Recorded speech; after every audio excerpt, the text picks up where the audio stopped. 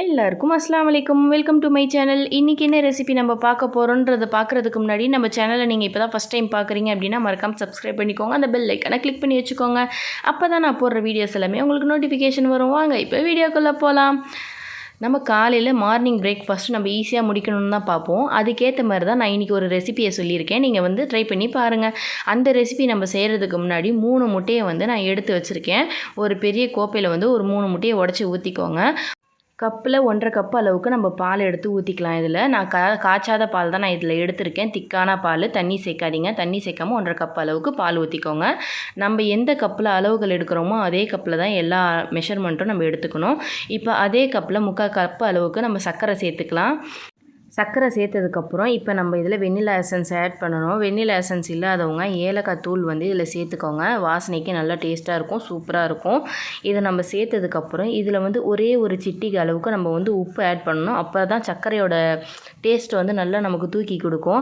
இப்போ நம்ம என்ன செய்யணும்னா நல்லா விஸ்கை வச்சு நல்லா இதை பீட் பண்ணணும். நல்லா நுர பொங்குற அளவுக்கு நம்ம பீட் பண்ணி எடுத்துக்கணும். எதனால் அப்படின்னா முட்டைலாம் அங்கங்கே வந்து திருளியாக இருந்துச்சுன்னா நல்லா இருக்காது. அதனால் நல்லா வந்து இந்த மாதிரி விஸ்கை வச்சு நல்லா பீட் பண்ணி எடுத்துக்கோங்க.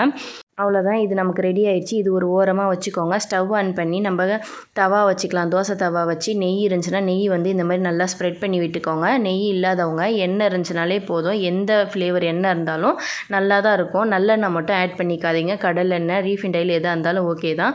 இதில் நல்லா ஃபுல்லாக தோசைக்கல் ஃபுல்லாகவே நம்ம ஸ்ப்ரெட் பண்ணி விட்டுக்கணும். அப்போ தான் வந்து நம்ம போடும் போது அந்த முட்டை பால் எல்லாமே வந்து அடியில் வந்து தீயாமல் இருக்கும். அதனால் கண்டிப்பாக எண்ணெய் வந்து தேய்ச்சி விட்டுக்கோங்க. இப்போ நான் ப்ரெட்டை எடுத்து அந்த நம்ம இது பண்ணி வச்சுருக்கோம்ல, ரெடி பண்ணி வச்சுருக்க பேட்டரில் வந்து இந்த மாதிரி நல்லா முக்கிட்டு அதுக்கப்புறம் எடுத்து இதை வந்து வைக்கணும். நான் வந்து இந்த தோசைக்கல்லில் வந்து 3 வைக்கலாம். அதனால் நான் 3 வைக்கிறேன். உங்கள் தோசை தவாவில் எத்தனை வைக்க முடியுதோ அதுக்கேற்ற மாதிரி வச்சுக்கோங்க. இந்த மாதிரி எல்லாத்தையுமே வந்து உள்ளே டிப் பண்ணி இதில் வைக்கிறேன் பாருங்கள். இந்த மாதிரி வச்சு எடுத்துக்கோங்க.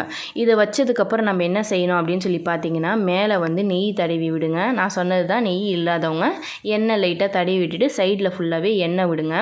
அப்போ தான் வந்து நல்லா நமக்கு ப்ரௌன் கலரில் வரும். அப்போ தான் பார்க்க சூப்பராகவும் இருக்கும் ஃப்ளேவர் மாதிரி. இப்போ நமக்கு வெந்துருச்சு பாருங்கள். லைட்டாக கொஞ்ச நேரத்துலேயே ஒரு 2 நிமிஷம் 3 நிமிஷத்துலேயே நமக்கு வெந்துடும். அதுக்கேற்ற மாதிரி நல்லா திருப்பி விட்டுக்கோங்க. திருப்பி விட்டிங்கன்னா பார்த்தீங்களா பின்னாடி எவ்வளோ சூப்பராக ப்ரௌன் கலரில் நல்லா வெந்து வந்திருக்கு.